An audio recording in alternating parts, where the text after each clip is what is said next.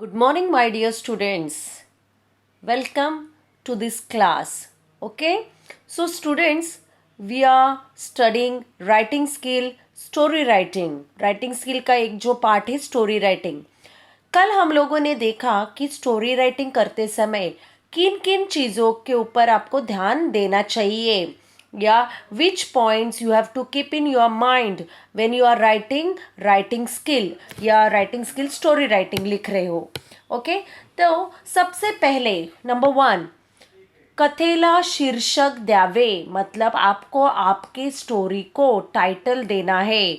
आपका जो क्वेश्चन है वो क्वेश्चन समझ के, आपका जो पॉइंट्स दिए वो समझ के, वो रीड करके, वो स्टोरी आपके दिमाग में आपको फर्स्ट फिक्स करनी है और उस स्टोरी को आपको टाइटल देना है शीर्षक. सेकंड पॉइंट, आपकी स्टोरी ये पास्ट टेन्स में होनी चाहिए. कथा ही नेहमी भूतकाळात लिहावी. मतलब वर्तमान काल भविष्यकाल इसका प्रयोग आपको नहीं करना है. पास्ट टेन्स मतलब ऑलरेडी वो इंसिडेंट या कथा या स्टोरी हो गई है, उसी तरह से आपको लिखना है. थर्ड वन, कथेमध्ये जे विविध पात्र असतात तर त्या पात्रांमध्ये जिथे गरज असेल तिथे संवाद देणे गरजेचं आहे. मतलब जहाँ पे ज़रूरी है वहाँ पे डायलॉग देने का. नेक्स्ट, कथेमध्ये तुम्हाला कथेच्या शेवटी तुम्हाला तात्पर्य द्यायचं आहे. तात्पर्य मतलब क्या कि आपका जो सीख है, जो मैसेज है, आपने उस स्टोरी में से क्या सीखा वो आपको लास्ट में देना है. नेक्स्ट पॉइंट, और एक पॉइंट आप लोगों ने कल पढ़ा था की कथा ही 3 ते 4 परिच्छेदामध्ये लिहायची आहे. योग्य असं वातावरण त्या कथेमध्ये असावं. मतलब अच्छी अट्रैक्टिव आपकी स्टोरी होनी चाहिए. आप उस स्टोरी में मुहावरों का, मणि, प्रोवर्ब, इडियम्स, कहावतें इनका इस्तेमाल कर सकते हैं ताकि आपकी वो स्टोरी अट्रैक्टिव हो सके. ओके बच्चों, तो कल मैंने आपको मुद्द्यांच्या आधारे कथा लेखन मतलब आपको पॉइंट्स देंगे बीच बीच के कट करके, वो स्टोरी आपको दी थी. मैंने होमवर्क भी दिया था. मुझे आशा है कि आप लोगों ने वो होमवर्क भी किया होगा. ओके, तो आज मैं आपको अलग एक दूसरा कथे का क्वेश्चन कैसे पूछते हैं, तो वो है दिलेल्या शब्दांच्या आधारे कथा लेखन. मतलब आपको शब्द देंगे, आपको कुछ वर्ड्स देंगे और उन वर्ड्स के जरिए आपको वो स्टोरी लिखनी है. They will give you in question, you will get 4 or 3 words and with the help of those words you have to write your story. Okay, so यहाँ पे मैंने क्या दिया आपको देखा. खालील शब्दांना एकत्र गुंफून सुंदर कथा तयार करा. गुंफून मतलब एक दूसरे जोड़ के. मुलगी, वाढदिवस, इच्छा. मुलगी मतलब लड़की, वाढदिवस मतलब उसका बर्थडे है. इच्छा मतलब उसकी क्या इच्छा मतलब उसे क्या चाहिए. आनंद व समाधान, उसे खुशी मिलती है और समाधान सेटिस्फैक्शन मिलता है. तो ये 4 वर्ड रीड करते आपके दिमाग में एक स्टोरी आ जाती है बच्चों.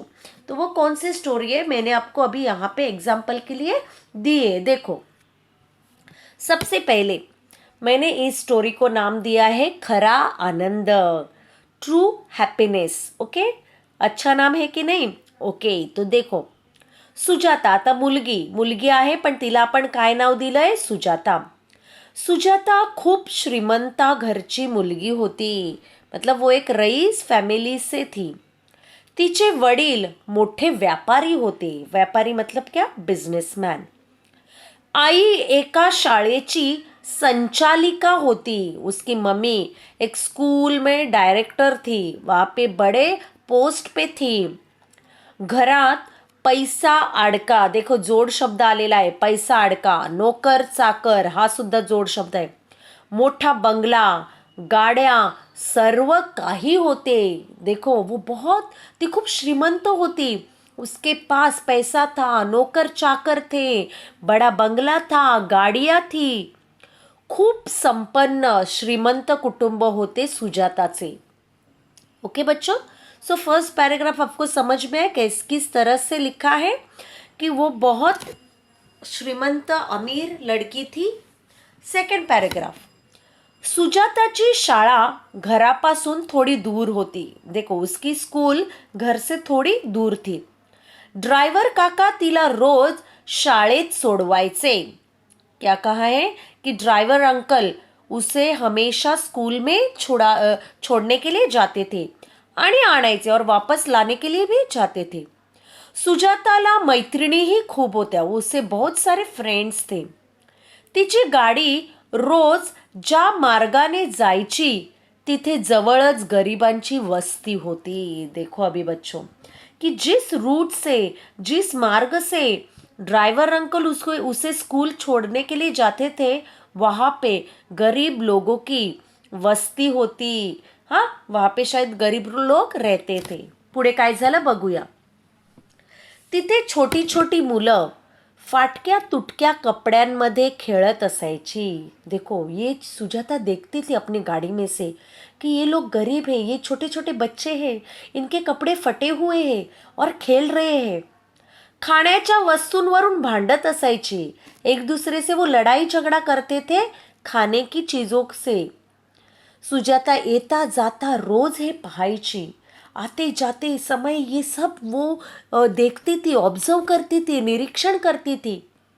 दिवाळीचे दिवस होते. देखो अभी दिवाळी आ गई. दिवाळीतच तिचा वाढदिवस असायचा. वाढदिवस पॉइंट था. वाढदिवस मतलब बर्थडे. सुजाता दरवर्षी वाढदिवस मोठ्या प्रमाणात साजरा करायची. बहुत मतलब ह्यूज बड़ी पार्टी रहती थी. पण प्रत्येक वेळी नव्या नव्या कल्पना तिच्या डोक्यात असायच्या. हर बार वो नई नई आइडियाज से अपना बर्थडे सेलिब्रेट करती थी. ओके. कधी मैत्रिणींना घेऊन ती बागेत जायची, कधी वृद्धाश्रमात, तर कधी अनाथाश्रमात जाऊन ती त्यांना भेटी द्यायची. बघा, सुजाता अमीर थी लेकिन उसकी सोच, हाँ, वो हमेशा दूसरों के बारे में सोचती थी. तो अपना बर्थडे वो कैसे सेलिब्रेट करती थी, कभी अपने फ्रेंड्स को लेके बगीचे में जाती थी, कभी वृद्धाश्रम, वृद्धाश्रम मतलब ओल्ड एज होम, हाँ, वृद्ध मतलब मातारे जो बूढ़े लोगों को रखते, वहाँ पे जाती थी. कभी अनाथ आश्रम, ऑर्फनेज, जहाँ पे ज्या मुलांना आई वडील नसतात अशा मुलांना अनाथ म्हणतात, तिथे जाऊन ती त्यांना भेटी द्यायची. वहाँ पे जाके वो उनसे मिलती थी. आगे देखो क्या हो गया. यावेळी तिचा वाढदिवस आला. तिने आपल्या आई वडिलांना काहीतरी सांगितले. उसने देखो ऑब्जर्व किया था ना, उसने अपने माँ बाप से कुछ कहा. त्यांनाही ते पटले. देखो उसके माँ बाप पैसे वाले थे लेकिन वो भी अच्छे लोगों के बारे में अच्छा सोचने वाले थे.